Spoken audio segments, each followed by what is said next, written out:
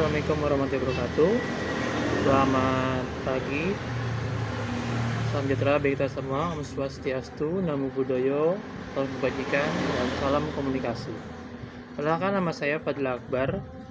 NIM saya 2005001 072188. Dari Prodi PJJ Komunikasi Universitas Cyber Asia atau disingkat UNSIA. Dengan dosen pengampu Ibu Rosana SSMIKOM AMIPR CPS.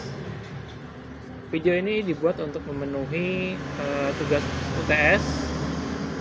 Video tentang beberapa pertanyaan tentang UTS, lobby, dan negosiasi. Oke, nomor 1, mengapa komunikasi persuasif penting dalam negosiasi? Berikan argumentasi Anda disertai dengan hal-hal hati. Oke, begini. Komunikasi persuasif itu penting dalam negosiasi karena memungkinkan pihak-pihak yang terlibat untuk saling mempengaruhi, kemudian saling memaparkan tujuannya masing-masing, keperluannya masing-masing, sehingga pada saat negosiasi itu mencapai solusi yang tepat untuk semuanya atau win-win solution. Seperti yang dikemukakan oleh Robert Cialdini. Beberapa prinsip dari negosiasi itu adalah, maksudnya beberapa prinsip utama, yaitu resist action, commitment, social proof, authority, linking, dan strategi sangat efektif dalam membangun argumen yang meyakinkan. Oke, dalam proses negosiasi itu, komunikasi persuasif itu dapat membangun kepercayaan diri, memperjelas posisi, dan mencapai kesepakatan yang saling menguntungkan. Jadi pada saat kita melakukan negosiasi itu, komunikasi yang persuasif itu harus jadi saling mempengaruhi satu sama lain, kemudian agar juga apa yang kita inginkan itu bisa terlaksana gitu loh. Jadi antara pihak yang dari kita bagaimana, dari pihak sana bagaimana itu. Kemudian nomor 2, jelaskan hakikat mendengarkan dalam proses komunikasi. Ya, ini sudah sangat jelas ya pada saat komunikasi, bagaimana kita bisa tahu bahwa apa pesan yang disampaikan oleh mereka kalau kita tidak mendengarkan mereka. Jadi pada saat proses negosiasi dalam proses komunikasi, kita harus tahu dulu nih, mereka maunya apa sih? Mereka maunya apa? Kemudian agar kita bisa bernego, agar nanti ditemukan jalan tengahnya. Jadi mereka juga akan mendengarkan yang kita mau, kita juga mendengarkan apa yang mereka mau. Jadi saling gitu. Kemudian nomor 3 saya jelaskan disertai dengan contohnya bentuk tradisional, akar rumput, dan lobby political action committee. Yang pertama itu tradisional itu lebih kepada pertemuan antara yang selevel. Misalkan manajer satu perusahaan B dan perusahaan A bertemu ya.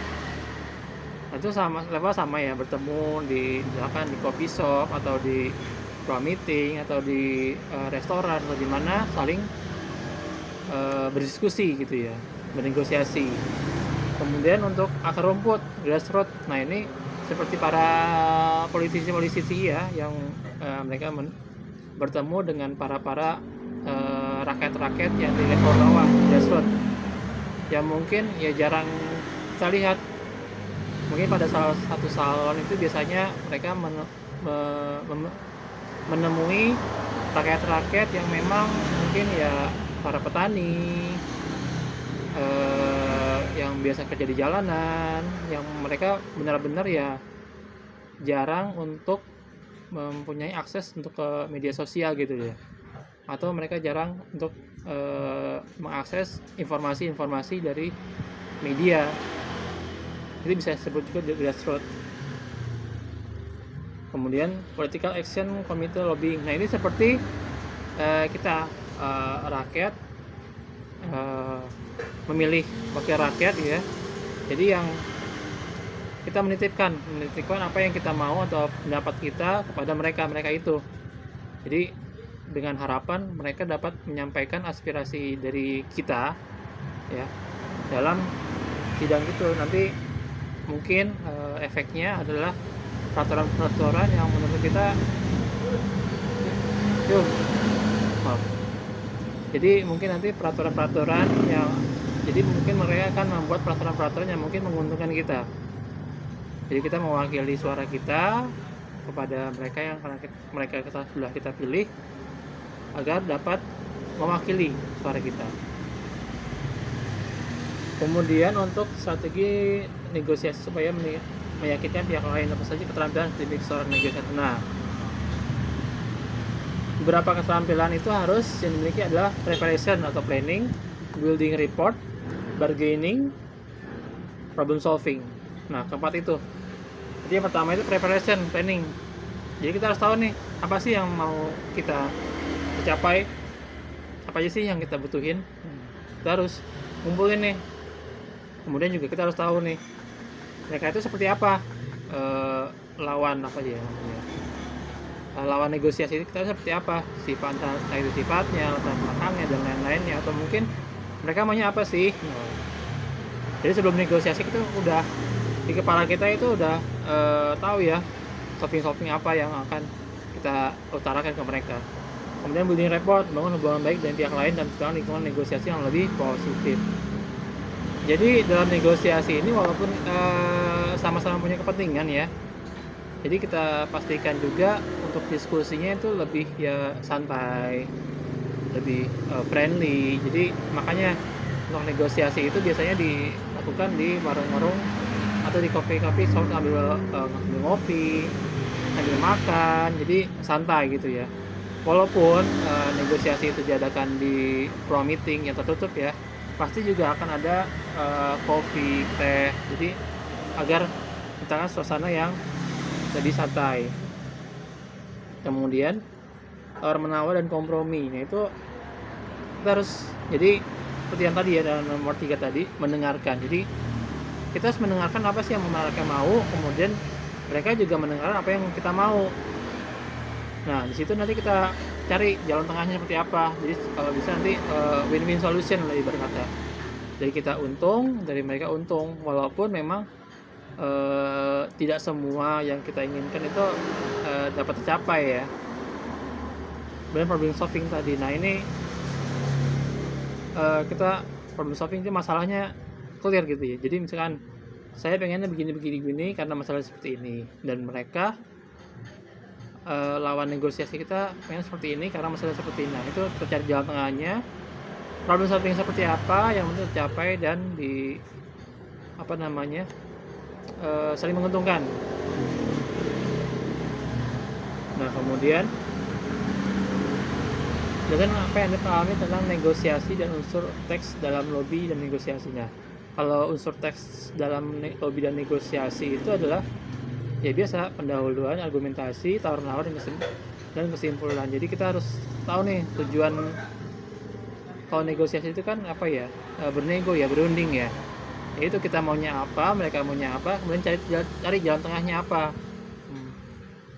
Cuman kan kalau bisa kan mereka nuruti kita atau kita nuruti mereka. Cuman kalau ada di pihak kita, gimana caranya mereka harus menuruti kemauan kita, seperti itu. Namun kan kadang nggak bisa seperti itu ya, jadi kita bisa cari jalan tengahnya. Nah, ini ada, kalau di teks itu ada unsur-unsur seperti pendahuluan, argumentasi, tawar-menawar, dan kesimpulan. Pendahuluan itu kita harus menyatakan kita maunya apa sih, tujuan kita, dan kenapa, alasannya gitu loh. Mungkin seperti ketika kita waktu masih ini ya, masih tinggal sama orang tua, misalkan kita minta sesuatu barang, misalkan minta handphone. Kenapa sih kita minta handphone itu? Tujuannya biar kita dapat belian handphone. Kemudian argumentasi, mengemukakan bukti-bukti dan alasan yang kuat. Nah, kenapa kita harus punya handphone tersebut? Alasannya apa? Nah, tugas untuk komunikasi dan lain-lain. Nah, kemudian tawar-menawar, misalkan dari orang tua kita maunya yang speknya seperti ini, tapi namun kalau orang tua kita hanya bisa seperti ini. Nah, gimana itu carinya? Itu kan tawar-menawar ya, bisa atau enggak kan gitu.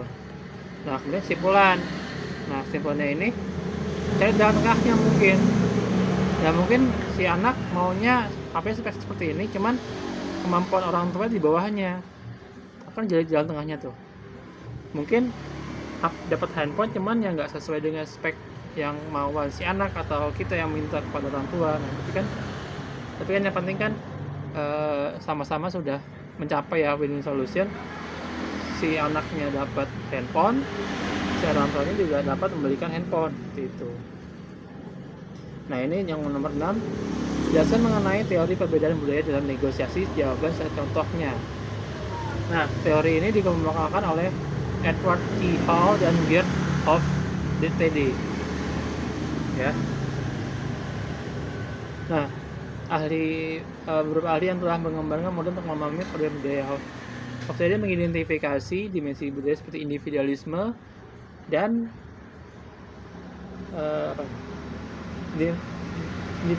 kolektivisme, coexistence dan uncertainty avoidance yang mengaruhi perilaku dan negosiasi.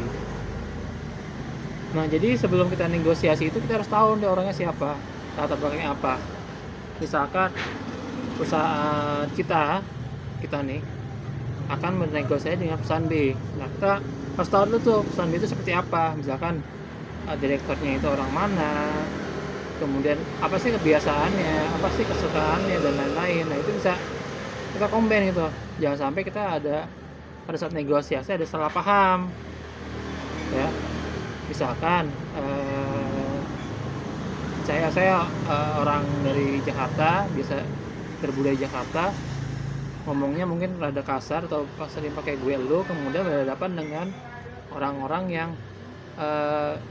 dalam perilakunya itu lembut, mungkin seperti orang-orang yang selalu menerapkan budaya Yogyakarta lah, kan lembut itu ya. Nah, saya harus menyesuaikan nih, ya menyesuaikan. Mungkin saya agak dalam berbicara harus sopan, harus pelan-pelan, jangan sampai ada kata-kata yang mungkin bagi lawan saya itu kasar atau bagaimana. Nah, itu harus kita pelajari dulu sebelum kita melakukan negosiasi.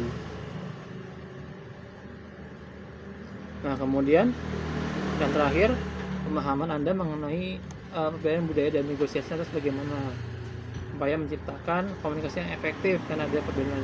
Nah, itu tadi kalau di dalam textbook kita adalah penelitian pemahaman, 2 itu mengembangkan sensitivitas budaya, menggunakan mediator, 3 pelatihan antar budaya. Nah, itu tadi misalkan tadi saya ya harus bernegosiasi dengan orang-orang yang dari Yogyakarta ya, yang halus ya, lembut itu.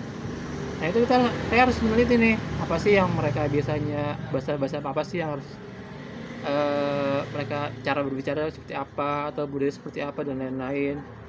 Kemudian juga harus peka mengembangkan, karena saya sudah belajar dengan meneliti budaya mereka, tentunya saya akan sensitif. Misalkan ada kode-kode yang dalam orang Jawa Keraton itu apa, misalkan cara mengambilnya, cara mereka mempersilahkan dan lain-lain, apakah saya diterima atau tidak. Nah, itu dia tuh. Kemudian apabila mentok ya, saya harus cari orang yang bisa menemani saya, yang mengerti mereka, atau mediator gitu. Itu cara mudahnya. Jadi kita menggait orang-orang yang mungkin ya syukur-syukur dari budaya sama dengan mereka, ya kita gait, kita ajak untuk dalam bernegosiasi tersebut. Nah, kemudian perhatian antar budaya ini sama seperti yang pertama. Juga saya harus belajar tentang bahasa, budaya, tentang Yogyakarta tersebut. Jadi agak saling mengerti lah semuanya. Nah, mungkin itu 7 pertanyaan dari soal UTS saya. Kurang lebihnya saya mohon maaf yang sebesar-besarnya apabila mungkin ada yang kurang tepat dan lain-lain, atau mungkin bisa dari pemaparan saya mau dikoreksi, silakan di kolom komentar. Oke, kita sama-sama belajar, sama-sama berbagi. Akhir kalam, wassalamualaikum warahmatullahi wabarakatuh. Salam komunikasi.